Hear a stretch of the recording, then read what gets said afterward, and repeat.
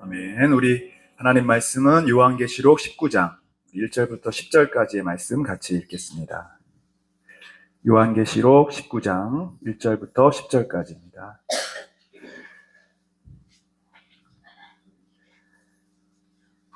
우리 화면에 보고 같이 읽으셔도 되겠습니다.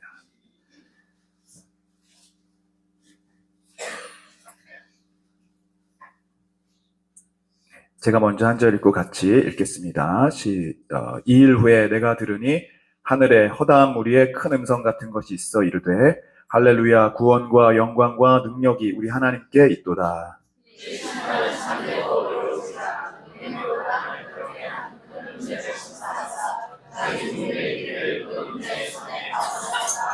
두 번째로 할렐루야 하니 그 연기가 세세토록 올라가더라.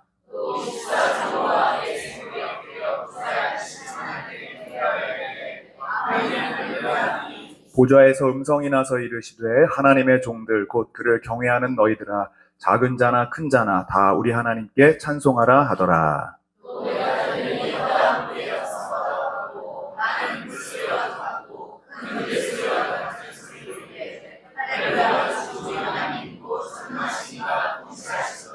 우리가 즐거워하고 크게 기뻐하며 그에게 영광을 돌리세. 어린 양의 혼인 계약이 이르렀고 그의 아내가 자신을 준비하였으므로.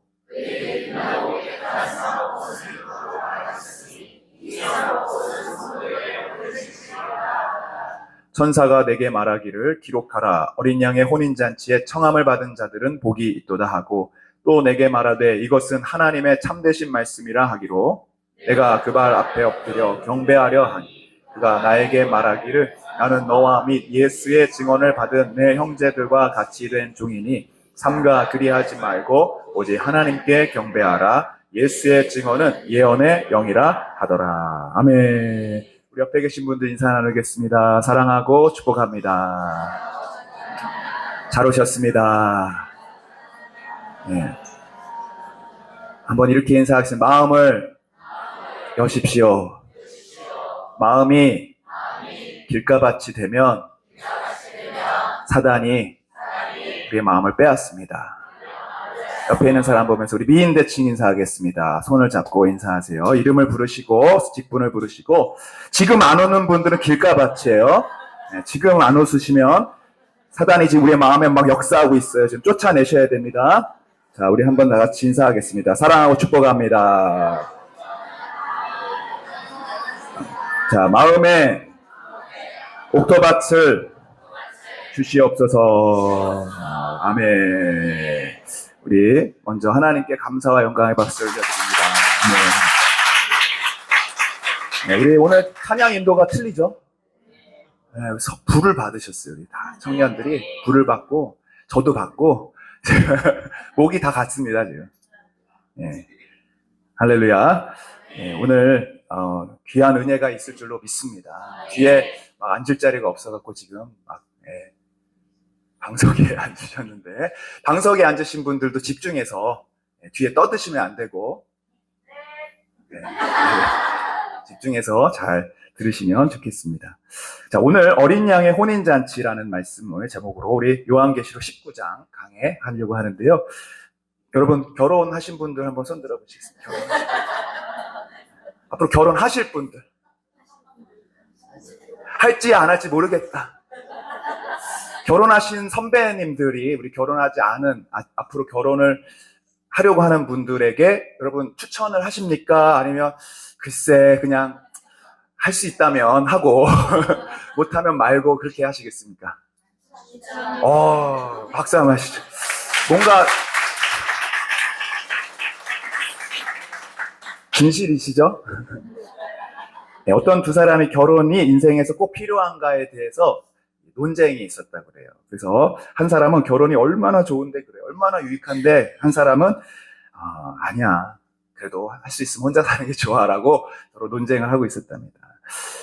그러면서 이 사람이 뭐라고 자기의 그 의견을 이렇게 논증을 했냐면, 자기가 가장 존경하는 사람이 넬슨 만델라, 남아공의 대통령인데, 그분이 이 정치의 그런 인종차별에 맞서서 27년간을 감옥에 갇히셨대요. 여러분 1, 2년도 아니고 27년을 감옥에 갇히고. 그리고 거기서 모든 진짜 고문도 다 견디시고 또 40도가 넘는 사막의 강제 노동도 견디고 27년을 마치고 이제 출소를 하십니다. 그리고 그동안 이제 못 만났던 아내와 결혼 생활 시작했죠. 그리고 6개월 만에 이혼을 하신 거예요. 그러면서 이분이 이렇게 얘기를 하는 겁니다. 왜 그런지 아는가, 친구? 감옥 생활보다 힘든 게 결혼 생활이야. 그러면서 27년은 내가 견디는데 감옥은 견디지만 6개월도 못 참고 이혼한 거예요. 지금 웃으신 분들은 뭔가가 동의가 돼서 웃으셨던지. 네. 자, 한번 옆에 있는 분을 인사하겠습니다. 결혼 생활은 행복한 것입니다. 네. 미국 격언 중에는 이런 말도 있습니다. 웨딩 케이크는 이 세상에서 가장 위험한 음식이다. 그러는 얘기도 있습니다. 사실 오늘 예배를 드리는 여러분들 별로 공감을 안 하시는 행복한 삶을 살고 계시는 줄로 압니다. 그러나 엄밀히 말하자면 이 결혼이 문제가 아니라 성숙하지 못한 두 사람이 만나서 이 결혼 생활에 하나님 주실 축복들을 완전히 누리지 못하고 그 미흡한 부분 실수 때문에 서로에게 상처를 주고 아픔을 주는 것이 사실 그것이 문제지 결혼 자체가 문제가 아니라는 것이죠. 만약에 여러분 가장 내 인생에서 행복했던 시간을 떠올려 본다면 결혼 바로 전, 결혼을 앞두고 있던 또는 막 결혼식장에 들어가는 그때가 가장 떨리고 또 긴장되고 설레었던 순간이 아니겠습니까? 물론 그 다음 해가 이제 문제지만 예. 그래서 하나님께서는요 홀로 있는 아담을 보시고 혼자 독처하는 것이 좋지 못하다라고 하셔서 돕는 배필로 이 하와를 주셨죠. 하나님께서 만약에 이 결혼이 불필요하고 함께 사는 것이 좋지 않다면 굳이 아담의 갈비뼈를 꺾어가지고 그걸로 이렇게 하와를 주시지는 않으셨을 것입니다. 그래서 성경을 보면요 하나님께서는 이 결혼을 축복하시고 또 우리 하나님과 우리 사이의 관계를 결혼 생활에 비유하시는 것이 많습니다. 구약 성경 에레미야 2장 2절 말씀 한번 읽어볼게요. 시작. 여호와께서 이와 같이 말씀하시기를 내가 너를 위하여 내 청년 때의 인애와 내 신혼 때의 사랑을 기억하라. 하나님과 우리의 관계를 신혼이라고 표현하십니다. 첫사랑. 주님과의 그 신혼의 그 첫사랑을 내가 기억하고 있다. 여러분에게 묻는 겁니다. 여러분도 기억하고 계십니까?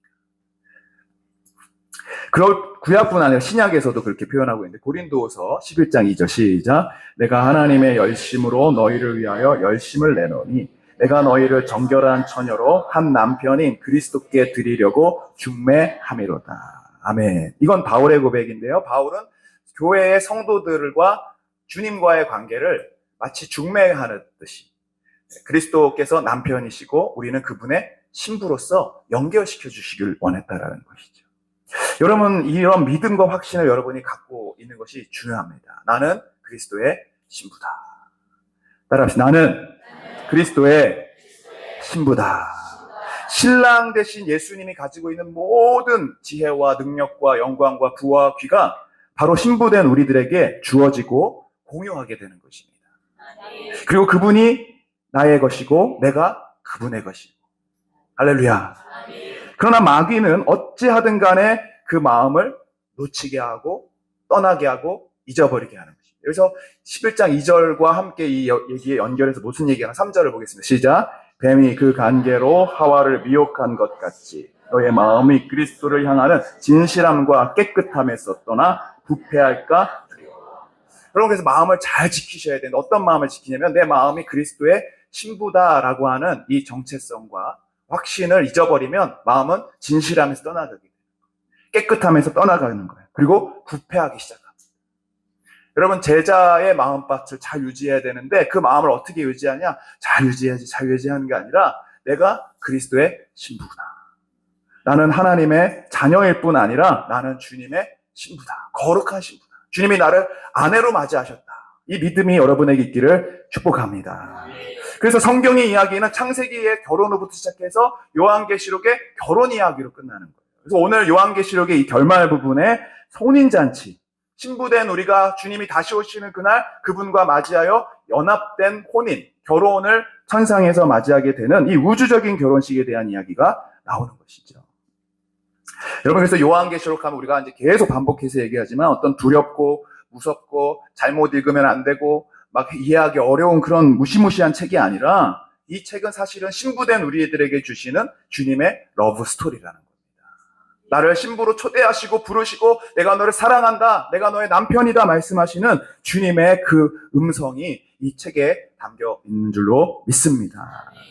물론 재앙도 있고 심판도 있습니다. 그것은 그러나 주님의 신부 되기를 끝까지 거절하고 세상을 사랑하고 남편 대신 그리스도를 버리고 이 세상을 나의 남편으로 살아가는 모든 자들에게 대한, 그리고 이 세상에 절하고 복종하는 그런 짐승의 세력들을 향한 심판의 내용인 것이죠.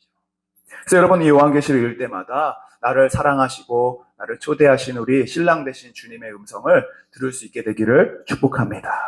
조금만 더 기다려라. 이제 결혼식이 시작될 거고 내가 너에게로 가면 이제 너는 나의 신부로 내가 맞이하고 나와 영원한 행복한 혼인잔치가 시작될 것이다. 이 내용이 바로 오늘 19장의 내용입니다. 우리 7절과 9절까지 한번 읽어보겠습니다. 시작. 우리가 즐거워하고 크게 기뻐하며 그에게 영광을 돌리세. 어린 양의 혼인 기약이 이르렀고 그의 아내가 자신을 준비하였으므로 그에게 빛나고 깨끗한 세마포 옷을 입도록 허락하셨으니 이 세마포 옷은 성도들의 옳은 행실이로다 하더라. 천사가 내게 말하기를 기록하라. 어린 양의 혼인잔치에 청함을 받은 자들은 복이 있도다. 아멘. 자, 여러분이 복이 있다고 말씀하십니다. 한번 옆에 있는 분들에게 이렇게 당신이 복이 있습니다. 혼인잔치에 초대된 신부들이 복이 있습니다. 할렐루야. 여러분, 이 세상에 가장 큰 복은 어떤 아파트에 당첨이 되고 자녀들이 좋은 대학에 가는 것, 그런 것도 복이지만 진짜 복은 우리를 예수 그리스도의 신부로 초대해 주시고 우리를 그렇게 허락해 주시고 맞이하셔서 우리에게 영원한 혼인잔치에 함께 하도록 주님이 부르셨다는 것. 여러분, 이것이 우리에게 가장 큰 복임을 믿으시기를 바랍니다. 이 영적인 눈이 띄어져야 되는 거예요. 이 눈이 가려지면 나는 복된 사람이라고 느껴지지 않는 거예요. 그러면 나는 신부라는 사실도 잊어버리고 그냥 막 세상을 사랑하고 신랑 되신 주님을 기다리지 못하고 살아가는 그런 어리석고 안타까운 일들이 우리의 삶에 일어나는 것입니다. 우리를 단순히 혼인잔치의 손님으로서가 아니라 가장 주인공인 그 신부의 자리로 우리를 초대하시고 부르시는 주님의 음성을 여러분 듣게 되기를 축복합니다. 10절에 보면은 이 혼인잔치의 환상을 요한이 보고 놀래가지고 이런 행동을 합니다. 10절 시작. 내가 그 발 앞에 엎드려 경배하려 하니 그가 나에게 말하기를 나는 너와 내 예수의 증언을 받은 내 형제들과 같이 된 종이니 삼가 그리하지 말고 오직 하나님께, 막 너무 좋아가지고 경배하고 막 그런데 보니까 그냥 천사에게 경배를 하는 거예요. 그러니까 그가 뭐라고 합니까? 너 나에게 하지 말아라. 너는 나나 같은 종이니 하나님께 경배하라. 이러는 거예요. 제가 지난번 결혼식 사진 한번 보여드렸죠, 주일에. 얼마나 긴장을 했는지 웃지도 못하고 긴장 덜덜덜 떨면서 이러면서 누구한테 인사하라고 하는데 막 정신이 없는 거예요. 막 신랑 신부한테 인사하면 여기다 대고 막 하고 있고 막 맞절하다 머리 부딪히고. 여러분, 왜 그래요? 긴장돼서 그러죠. 왜 긴장합니까? 좋아서 그래, 좋아서. 기뻐서 그래. 야, 이제 결혼하는구나. 막 떨리고 긴장되고. 할렐루야. 여러분, 이 사랑하는 사람과 영원할 수 있다는 이 감격과 기쁨이 그를 당황하게 하는 것인데요.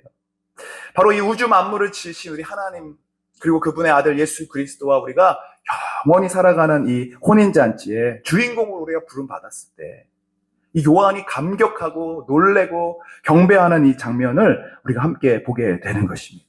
그런데 문제는 뭐냐? 너무나 안타깝게도 이 마지막 시대를 살아가는 우리들에게 이 기쁨이 하나도 없다라는 거예요. 그 혼인잔치에 대한 기대함과 사모함과 소망과 감격이 하나도 없다라는 거예요. 이번 우리 청소년 수련을 마치고 또 청년 수련회를 이제 연속해서 하게 됐는데 사실 제가 갈까 말까 고민을 많이 했어요. 체력적으로도 그렇고 그래서 이제 데려다만 주고 와야겠다라는 생각을 했는데 마음에 하나님 그런 마음이시더라고요. 네가 먼저 은혜를 사모해라. 그래서 솔직한 마음으로 우리 청년들은 뭐 이렇게 손이 많이 안 가잖아요. 알아서 잘 은혜 받고 하니까 저 혼자 가서 좀 조용히 쉬면서 은혜를 받으려고 갔습니다. 갔는데 이제 좀 숙소에서 좀 쉬면 설교 준비해야겠다 했는데 매 순간순간 기대가 되는 거예요. 그래서 그냥 다 참여했습니다. 어제 저녁도 밤 12시 반까지 그냥 뛰면서 막 이 50을 저도 바라보는 나이에 확실히 체력적으로 오늘 장로님이 사진을 제가 하나 보냈더니 목사님 얼굴이 말이 아니네요. 체력을 좀 하시면서 하십시오. 그래서 제가 어제 여러분 좀 저걸 보여드리고 싶어갖고 어제 우리가 함께 찬양 우리 초상권을 좀 이해해 주십시오, 우리 청년분들. 네, 이 혼인잔치에 온 신부의 기쁨을 한번 제가 보여드리려고 그래요. 할렐루야? 반대하시면 제가 안 틀 거예요.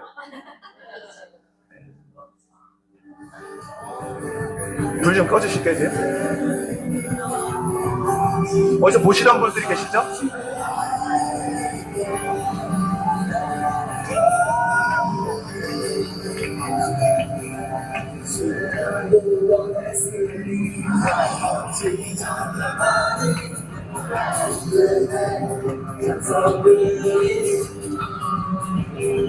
한 1200명 정도가 모여서 아직 한국교회 안 죽었습니다.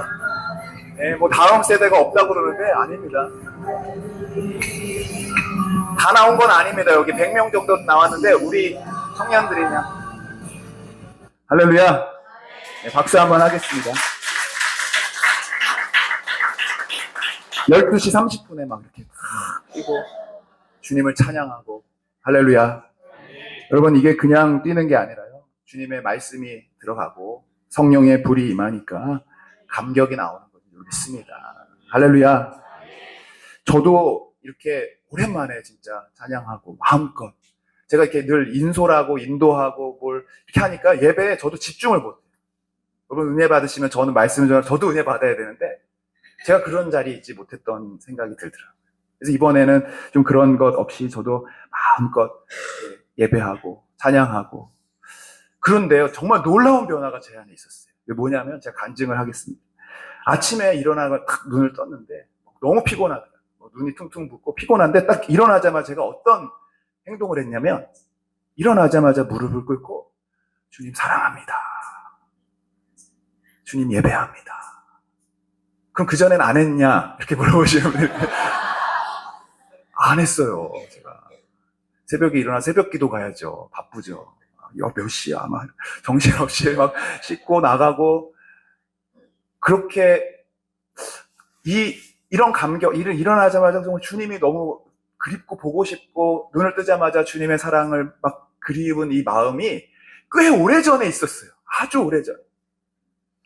그리고 목회를 하면서 그냥 새벽 기도하고 예배 인도하고 설교 준비하고 그게 다 주님의 일인데 정말 주님의 사랑을 신부된 마음으로 느끼고 고백했던 게 도대체 언제적인가 할 생각이 어제 제가 놀랍게 누가 시켜서도 아니고 의무적으로도 아니고 여러분 의무적으로 기도하잖아요. 막 오늘 기도 안 하면 안 되니까 하면서 무릎 꿇는 그런 게 아니라 그냥 사랑이 막 내 안에 샘솟는 거예요. 할렐루야. 할렐루야. 우리를 왜 제자로 부르셨습니까? 사역이 아니라 사귐입니다. 친밀함입니다. 주님과 깊은 사랑으로 나누라는 것입니다. 여러분 그럴 때 있잖아요. 몸이 건조하게 그냥 하루 종일 교회에서 뭐 사역하고 바쁘게 예배 드리고 그리고 진짜 피곤해서 이제 푹 쉬고 싶을 때 허탈한 마음이 들기도 하고 오늘 하루 내가 뭘 했나 할 때 마음은 냉랭하고 주님에 대한 사랑이 그렇게 느껴지지 않는 그런 때가 반복되다 보면 정말 우리 마음에 내가 그리스도의 신부다 이런 설레임과 감격과 그 혼인잔치에 대한 기대보다는 오늘도 그냥 할 수 없이 살아가는 그런 형식적인 신앙생활을 할 때가 많이 있다라는 거예요. 여러분 우리에게 이 주님은 신부의 영성을 회복하기를 원하고 계신 줄 믿습니다.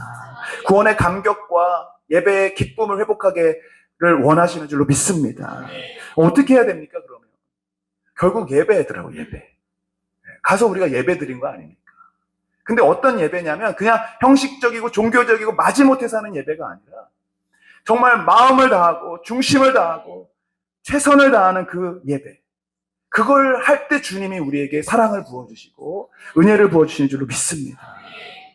사실은 제가 이렇게 목을 좀 아끼는 편이에요. 제가 이렇게 예배를 인도해야 되니까, 찬양도 불러야 되니까, 웬만하면 제가 목을 안 쉬게 하는 어느 정도의 레벨을 항상 지킵니다, 제가. 막 되게 크게 기도하는 것 같아도, 이렇게 딱 그 선까지. 그리고 제가 어떤, 더 나가야겠다면 딱 제안을 하고. 근데 이번에는 제가 그냥 마음껏 기도하고, 마음껏 찬양하고, 제한 없이 막 뛰면서, 그러니까 목이 갔어요. 근데 하나님이 목은 갔는데, 은혜를 부어주시고, 우리 청년들에게도 불을 부어주시고, 사랑을 부어주신 줄로 믿습니다. 여러분, 사랑이라는 건 중간지대가 없는 거예요. 사랑은 정말 균형이 없는 거예요. 그냥 미치는 겁니다. 열정을 다하는 것이고요. 주님을 사랑하면 세상이 미워지게 되는 거고요. 주님을 사랑하면 죄가 끊어지게 되는 것이고요. 예배 생활이 기쁘고 찬양이 뜨거워지는 것 줄로 믿습니다. 여러분들에게 질문 드리고 있습니다. 정말로 예수 그리스도의 신부로서 주님을 만나기를 사모하십니까? 이 우주적인 혼인잔치가 여러분을 위해 준비되고 있음을 여러분 믿으십니까? 아마 어떤 분은 그런지도 모르겠습니다. 목사님, 예전에 설교에서 그런 비슷한 것을 들어본 적이 있는 것 같습니다. 제가 예수님의 신부라고 하는 그 말씀을 저도 들어본 기억이 있습니다. 만약에 여러분이 어떤 약혼을 하고 결혼을 앞두고 있는데 이런 사람과 약혼한 게 맞습니까? 당신 이런 사람과 몇 월 며칠 결혼하는 게 맞습니까? 물어봤을 때 예, 한 번쯤 들어본 것 같습니다.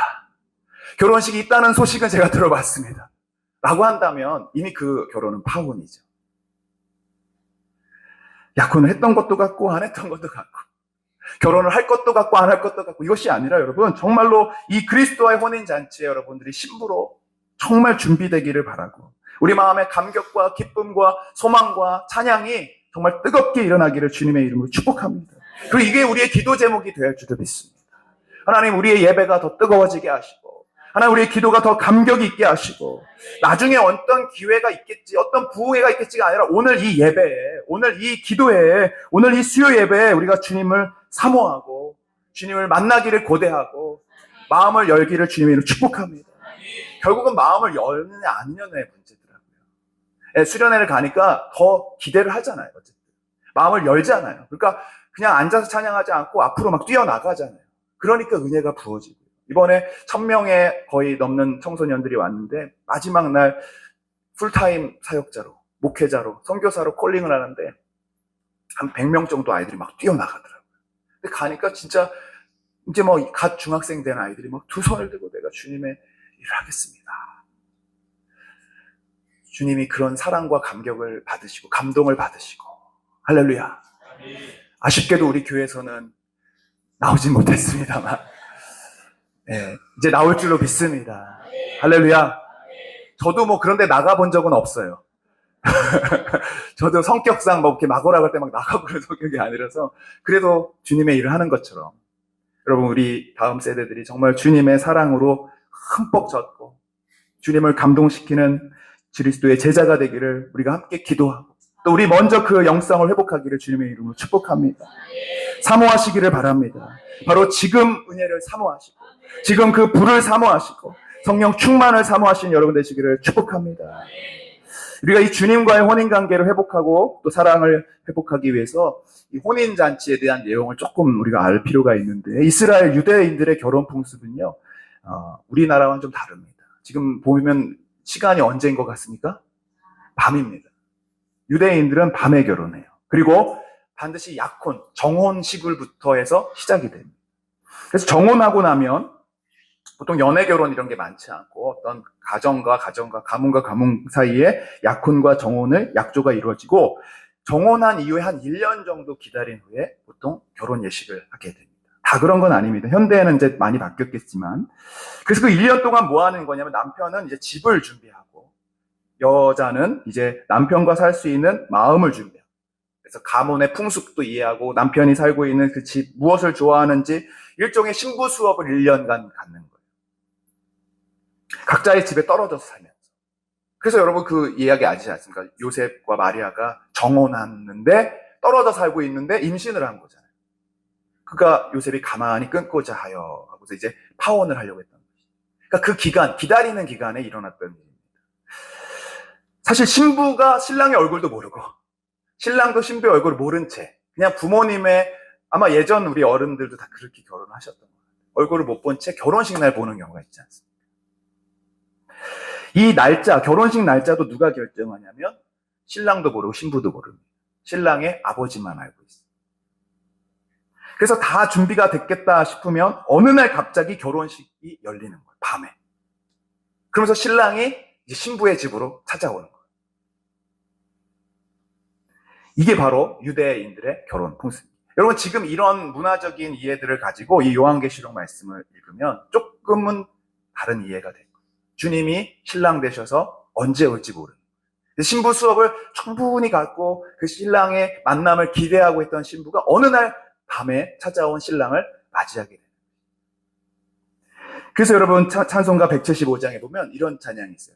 신랑 되신 예수께서 다시 오실 때 밝은 등불 나갈 준비 됐느냐. 그날 밤, 그날 낮이 아니죠, 밤에 주님 맞을 등불이. 왜 자꾸 등불을 준비하냐? 바로 언제 올지 모르는 밤에 오는 그 신랑을 기다리는 거예요. 예비하고 예비하라, 우리 신랑 예수 오실 때 밝은 등불 손에 들고 기쁨으로 주를 맞게.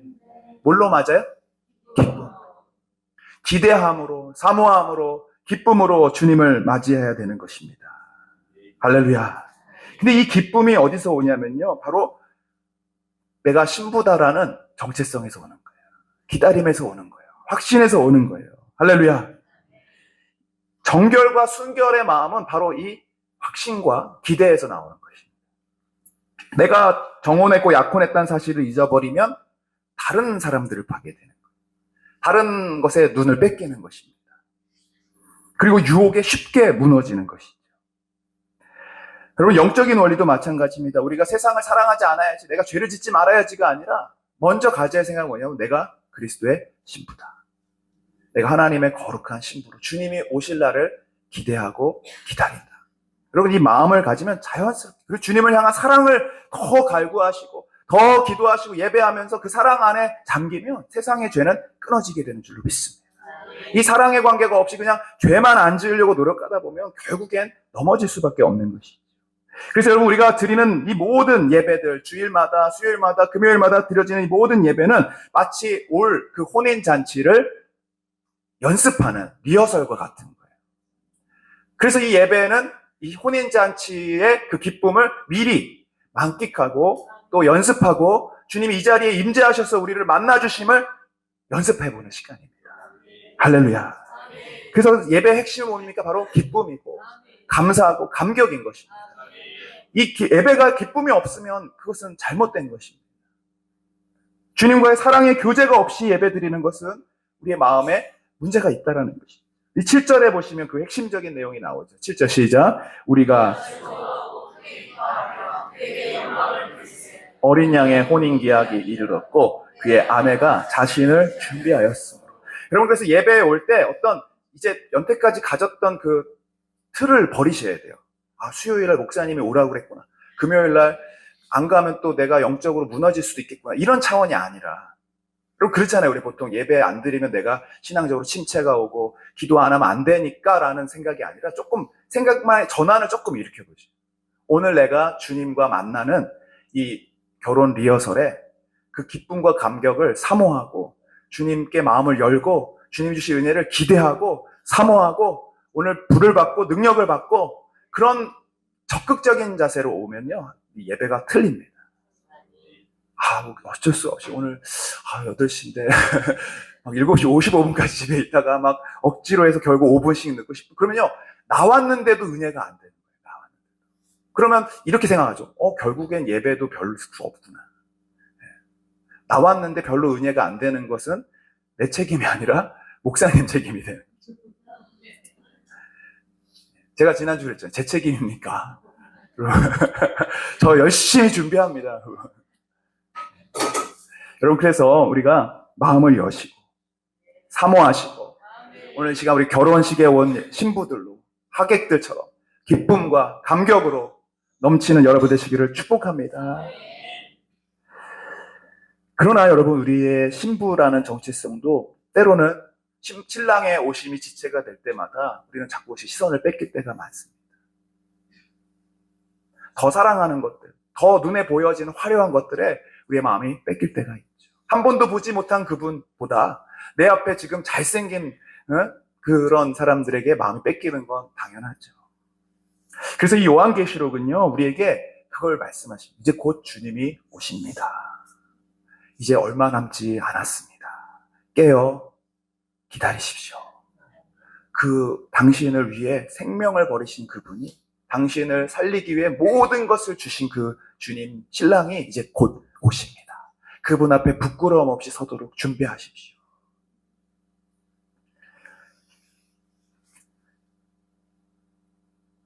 그런데 여러분, 우리는 주님을 맞이할 수 있는 그런 정결함과 깨끗함이 없는 때가 있어요.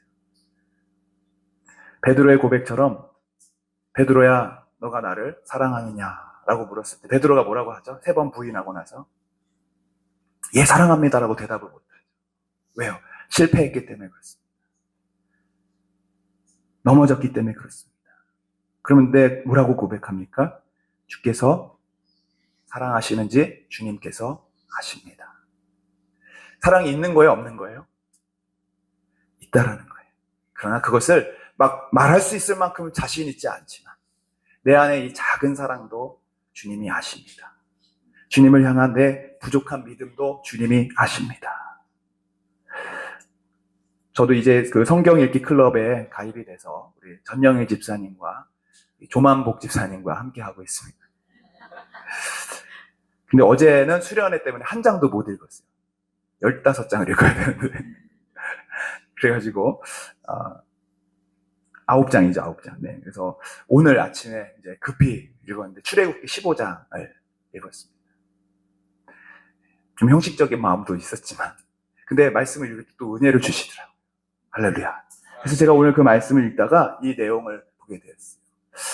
모세의 찬양입니다. 홍해를 건너고 이제 모세가 막 기쁨으로 찬양하는 내용 중에 이렇게 고백해요. 주께서 그 구속하신 백성을 은혜로 인도하시되. 근데 제가 이제 핸드폰으로 보고 있었는데 핸드폰 밑에 같이 영어 성경으로 나오는 한 구절이 눈에 딱 띄었어요. 그건 뭐냐면 In your unfailing love라는 단어였어요. 이 러브가 어디지? 한번 사랑을 막 찾아봤어요. 아니면 이 사랑에 해당하는 인자라는 단어도 있는데 없더라고요. 근데 거기에 뭐라고 해석했냐면 은혜로 인도하시되. 그게 단어가 더 정확하게 보면은 그분의 실패가 없으신 사랑 안에서라는 뜻이더라고요. 실수가 없으신 사랑, 한결같은 사랑, 영원한 사랑. 저의 사랑은 늘 실패하고 저의 주님께 대한 사랑은 늘 식어지고 늘 흔들리고 늘 넘어지지만 주님은 그 한결같은 사랑으로 나를 인도하고 계신다는 거예요. 그 사랑 때문에 사실은 우리가 그리스도의 신부가 될 수 있었던 것입니다. 우리가 아주 정결해서 그래 너 정결하니 내 신부되라가 아니라 우리의 그 허물과 죄 그리고 모든 더러운 것들을 아심에도 불구하고 우리를 한결같이 사랑하신 그 주님의 사랑 때문에 우리가 신부가 되어 있다라는 사실이에요. 여러분 이 사랑을 여러분들이 깊이 알아가시기를 주님의 이름으로 축복합니다. 이번에 우리 청년들이 또 기도하다가 막 기도가 잘 될 때가 있고 또 바로 오전에 잘 되는데 오후에도 안 될 때가 또 있지 않습니까? 그럼 때 되게 낙심을 하더라고요. 오늘 어땠냐 그러면은 이제 기도가 잘 안 됐고 마음이 열리지 않아서 잘 사랑이 느껴지지 않고 하나님 만난지 못 만난지 잘 모르겠어 이렇게 얘기를 하더라고요. 제가 그렇게 얘기했어요. 내가 기도를 막 열리고 눈물이 나오고 그래서 하나님의 사랑이 더 부어지는 게 아니라 이미 주님의 사랑 우리 가운데 unfailing love로 부어지고 있고 할렐루야. 여러분 내 감정에 의해서 내 지금 신앙에 막 지금 뜨거움에 그걸 통해서 하나님의 사랑이 결정되는 게 아니라는 것을 여러분 믿으시기 바랍니다. 주님의 사랑은 한결같으시고 주님의 사랑은 변함이 없으시고 우리가 죄 가운데 있을지라도 우리가 죄인 되었을 때 우리를 사랑하심으로 그리스도를 십자가에 죽이심으로 우리를 사랑하시는 그 사랑을 주님은 보여주시는 줄로 믿습니다. 여러분 그래서 구약의 호세아서가 바로 그런 것 아닙니까? 호세아를 사랑하지도 않는 다른 남자하고 동침하고 집을 떠나는 그 여인을 사랑하라고 하나님이 명령을 주신 겁니다. 선지자로서 그 평생의 삶을 그 말씀을 순종하며 살아라고 하는 거예요. 여러분 호세아 입장에서 얼마나 단 한 번 사는 인생 불륜을 저지른 여인을 몇 번이나 용서해야 되고 몇 번이나 데리고 와야 되는 그 삶을 한번 생각해 보십시오. 근데 왜 그렇게 살으라고 하셨습니까? 그것이 내가 너희를 향한 unfailing love라는 것을 보여주시기 위해서라는 것. 정말 더럽고 주님을 떠난 그 사람들, 우리들을 끝까지 용서하시고 끝까지 기다리시고 마침내 우리를 거룩하고 흠이 없는 그분의 신부로 만들어 가시는 주님의 사랑을 여러분 믿으시기를 바랍니다. 에베소서 5장 26절 27절 시작. 이는 곧 물로 씻어 말씀으로 깨끗하게 하사 거룩하게 하시고 자기 앞에 영광스러운 교회로 세우사 티나 주름 잡혀인 것이나 이런 것들이 없이 거룩하고 흠이 없게 하려 하심이라. 여러분을 하나님이 부르신 이유는 여러분들이 잘나서가 아니에요. 여러분이 거룩하고 깨끗해서가 아니라 여러분들이 더럽고 추하고 신부가 될 자격이 절대로 없지만 주님은 여러분을 선택하시고 부르셔서 흠이 없게 하시고 티가 없게 하시고 영광스러운 교회로 세워주셔서 거룩하고 흠이 없는 그리스도의 신부로 만들어 가실 줄로 믿습니다. 여러분 이 자리에 있다는 그 사실만으로도 주님은 여러분을 사랑하신다는 것이 증명되었습니다. 여러분 이 자리에 있다는 사실만으로도 주님은 여러분의 그 신랑으로서 여러분들을 너무나 기뻐하시고 사랑하시고 너무나 보고 싶어 하시고 그 unfailing love를 오늘도 부어주시는 줄로 믿습니다. 그래서 여러분 그 사랑을 우리는 돌려드리는 것입니다.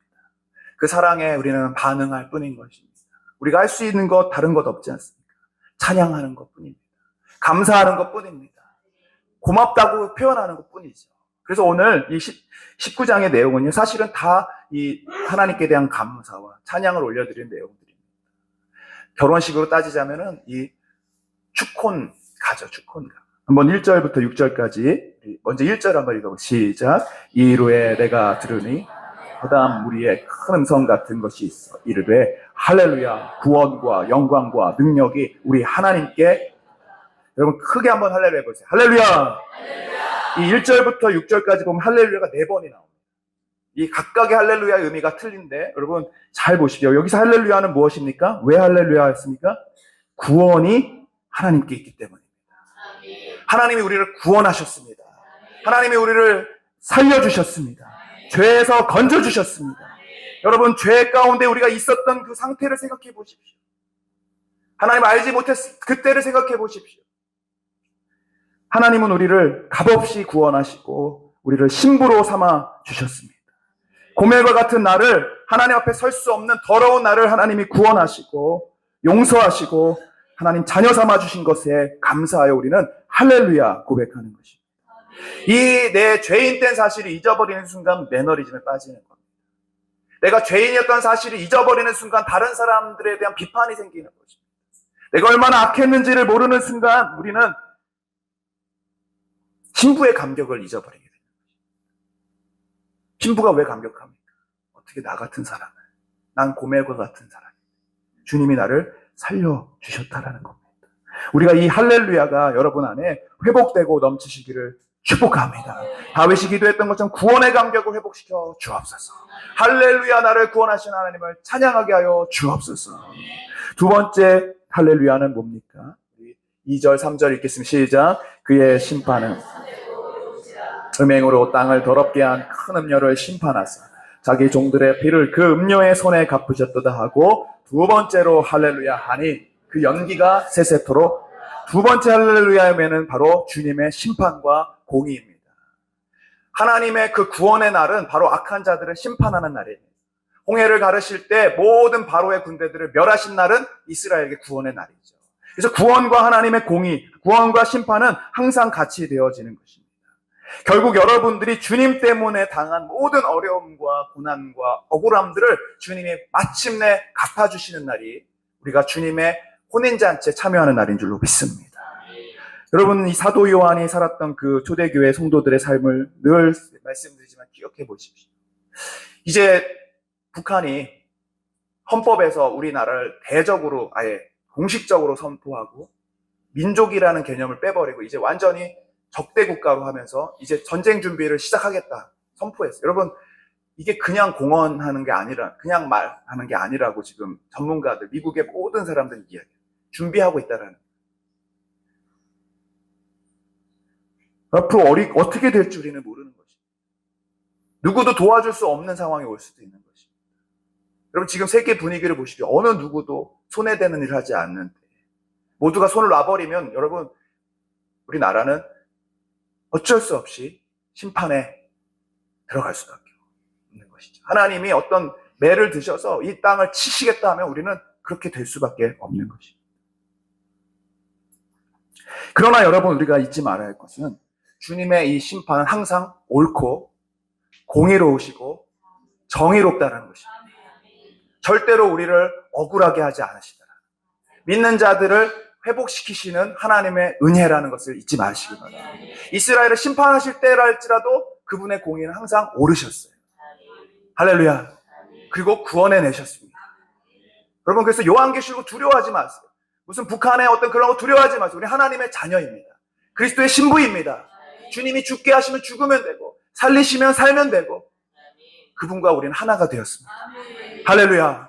여러분 그래서 그분의 심판은 항상 옳고 공의로우시고 정직하시고 완벽하신 주님의 공의 때문에 우리는 할렐루야 찬양할 수 있는 줄로 믿습니다.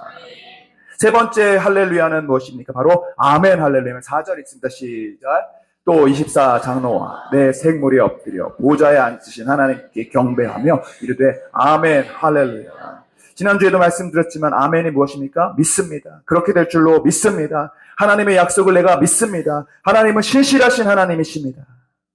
그분의 말씀은 거짓이 없으시고 항상 변함이 없으시고 약속하신 바를 이루시는 하나님이십니다.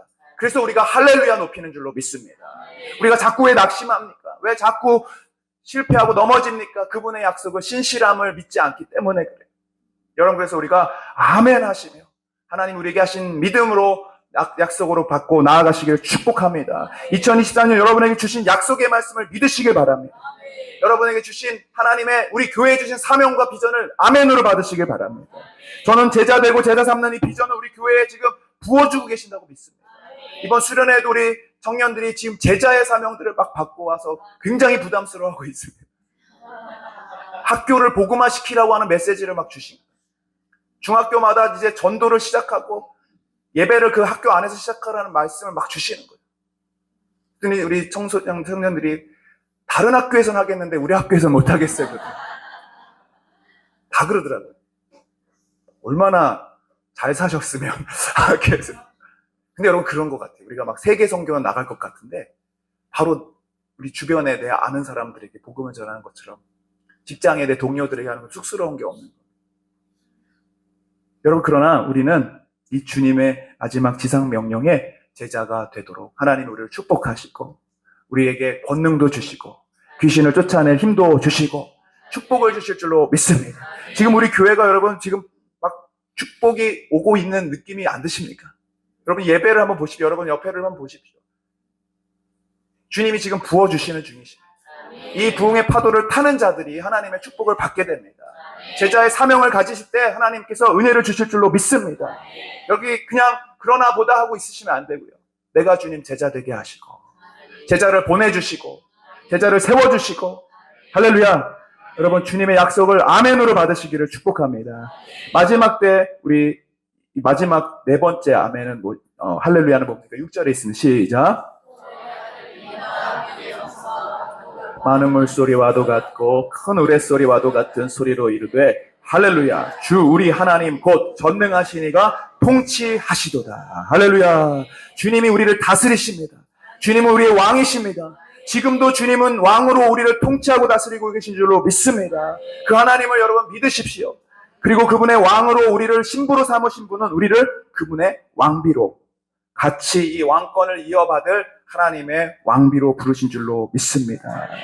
그래서 그 자들에게 하나님 이런 말씀을 8절 시작. 그에게 빛나고 깨끗한 세마포옷을 입도록 허락하셨으니 이 세마포옷은 성도들의 옳은. 여러분 이 주님이 세마포옷을 입어주세요. 옆에 보면은 마치 어떤 결혼식을 하는 웨딩드레스를 입은 하얀 옷을 입고 있죠. 이것은 빛나고 깨끗한 옷이고 성도들의 의로운 행위다, 행실이다 라고 말씀하고 있어요. 우리는 주님의 의로움을 옷 입었지만 이제 우리의 삶으로, 우리의 행동으로 의로움을 나타내고 살아야 될 줄로 믿습니다. 신부로서의 자격은 주어졌어요. 그러나 이제 신부로서의 의로운 삶을 살아가시는 여러분 되시기를 축복합니다. 구원의 조건으로서 의로움이 아니라 구원의 결과로 우리를 구원하셨기 때문에 이제 우리는 그분의 신부로서 의롭게 살아가시는 것이죠. 여러분, 그래서 교회의 본질이 뭡니까? 성도의 우리의 목표가 무엇입니까? 바로 거룩함이고 깨끗함인 줄로 믿습니다. 성도들이 구별되게 살아가시는 것입니다. 세상과 다르게 살아가시는 것입니다. 우리는 왜 달라질 수밖에 없습니까? 혼인잔치를 기다리고 있기 때문에 다른 거예요. 세상 사람들은 그걸 기다리지 않기 때문에 막 사는 겁니다. 쾌락을 위해 살아가고 정욕을 위해 살아가고 단 한 번밖에 없는 인생 즐겁게 살아야죠, 그분들은요. 그러나 우리는 이제 주님이 오실 날을 기대하고 있기에 그 소망으로 우리는 거룩하게 깨끗하게 구별되게 살아가셔야 될 줄로 믿습니다. 오늘 그리스도의 신부라는 정체성을 주님이 다시 회복하기를 원하시고 신부의 영성을 회복하기를 원하시고 그 기쁨과 감격을 회복하기를 원하시는 줄로 믿습니다. 주님, 내 안에 이 기쁨을 회복시켜 주시고 예배의 감격을 회복시켜 주옵소서. 함께 우리 오늘 기도하며 나아갈 때에 오늘 하나님께서 우리를 그리스도의 신부로 불러주시고 세워주실 줄로 믿습니다. 우리 시간 한번 주여 한번 크게 부르시고 말씀 붙들고 기도할 때 여러분 한번 먼저 우리 안에 회개했으면 좋겠습니다. 우리 예배가 너무나 형식적이었고 매너리즘에 빠졌고 무감각하고 아무런 기대도 없이 의무와 형식과 체면으로만 우리 예배가 있었음을 회개합니다. 주님, 우리 예배가 이제 주님을 기대하며 주님을 사모하며 그 기쁨과 감격이 회복되는 예배 되게 하여 주옵소서. 성령의 불을 우리 가운데 내려 주옵소서. 성령이 임하시면 너희가 권능을 받는다고 말씀하셨는데 주님, 다른 권능이 아니라 주님을 사랑할 수 있는 힘을 주시고 주님을 바라볼 수 있는 믿음의 눈을 주시고 우리 교회의 새로운 부흥을 준비할 수 있는 거룩한 그릇을 준비하게 하여 주옵소서.